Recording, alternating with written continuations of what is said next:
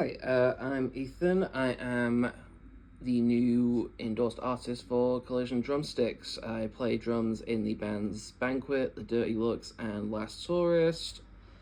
I'm playing Collision 5B Reaches at the moment because they have such a signature feel. They have like the perfect balance of reach and power in a drumstick, and they just fit my playing style perfectly.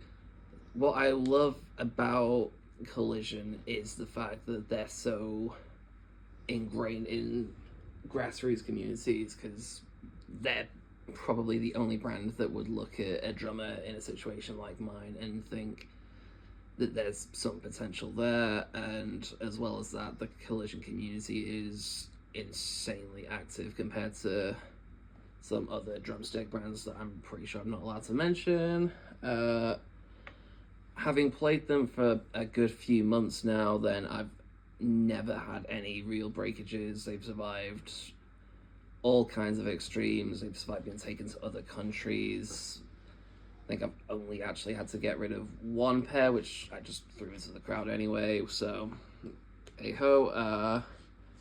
What I'm about to play for you is the new Banquet's release called Pains. I'm going to transition over to our first show that we did with me being in the band, and yeah, hope you enjoy it.